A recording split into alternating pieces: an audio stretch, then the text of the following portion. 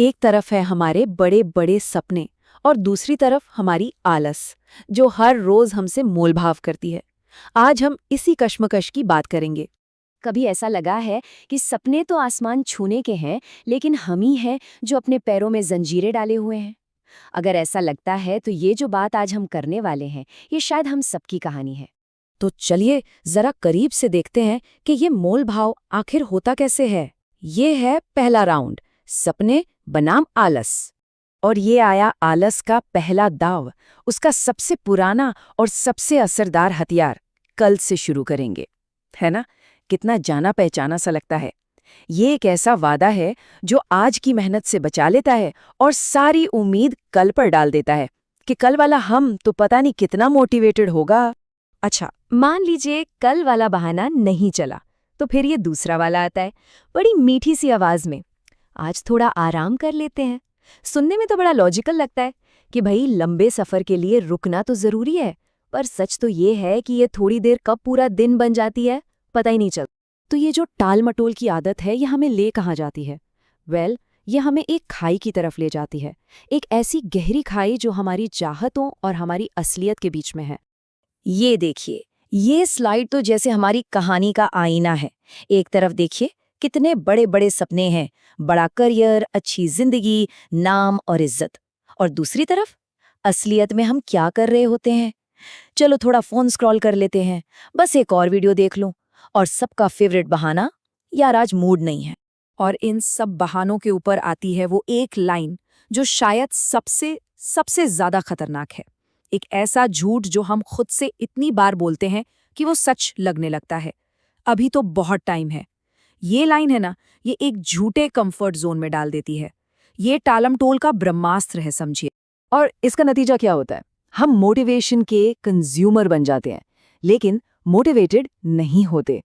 मतलब घंटों motivational video देख लेंगे, कोट्स पढ़ लेंगे, लेकिन जब खुद कुछ करने की बारी आती है तो बस बचते फिरते हैं। है ना, एक अजीब सा ट्रैप।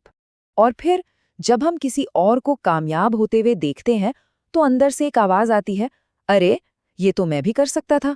पर असली सवाल ये नहीं है कि कर सकते थे या नहीं।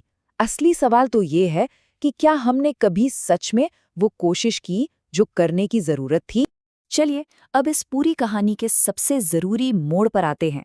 एक नई समझ, एक नया नजरिया जो शायद इस पूरी लड़ाई को ही बदल कर रख दे। और वो नजरिया ये है कि आलस हमारा दुश्मन है ही नहीं। चौंक गए? सच तो ये है कि आलस बस आराम की एक गहरी इच्छा है। हमारा दिमाग, हमारा शरीर, वो हमेशा सबसे आसान रास्ता चुनना चाहता है, वो रास्ता जिसमें कम से कम मेहनत लगे। और यहीं पर असली टकराव शुरू होता है। देखिए, आलस को चाहिए आराम और हमारी महत्वाकांक्षा, हमारे सपनों को चाहिए संघर्ष, मेहनत। ये दोनों चीजें एक साथ चल ही नहीं सकती। आखिर में हमें चुनना ही पड़ता है।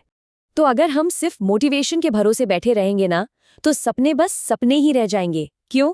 क्योंकि मोटिवेशन तो एक इमोशन है, एक लहर की तरह, आज है कल नहीं। लेकिन डिसिप्लिन, अनुशासन, वो एक सिस्टम है, एक ऐसी आदत जिसे हर रोज थोड़ा थोड़ा करके बनाया जा सकता है। तो फिर इसका हल क्या है? जवाब बहुत सीधा है, अनुशासन, डिसिप्लिन। यही वो पुल है जो सपनों की दुनिया को हकीकत से जोड़ता है। और सुनिए, अनुशासन का मतलब ये नहीं है कि आज ही पहाड़ तोड़ देना है। नहीं, इसकी शुरुआत बहुत बहुत ही छोटे कदमों से होती है। जैसे आज सिर्फ 10 मिनट के लिए वो काम कीजिए, आज बस कोई एक छोटा सा टास्क पूरा कर लीजिए। सबसे जरूरी बात, बस आज शुरू कर दीजिए। यही छोटे छोटे कदम हैं जो धीरे धीरे आलस की बड़ी दीवार को गिरा देते हैं। हाँ, एक बात साफ है, इसका मतलब ये बिल्कुल नहीं है कि आलस कल से गायब हो जाएगी। वो तो फिर आएगी, वो फिर से मोल भाव करने की कोशिश करेगी। लेकिन अब फर्क ये होगा कि हम उसकी बातों में उलझने की जगह अपना फैसला लेंगे, एक्शन लेंगे। और आखिर में यही तो सबसे बड़ी सीख है।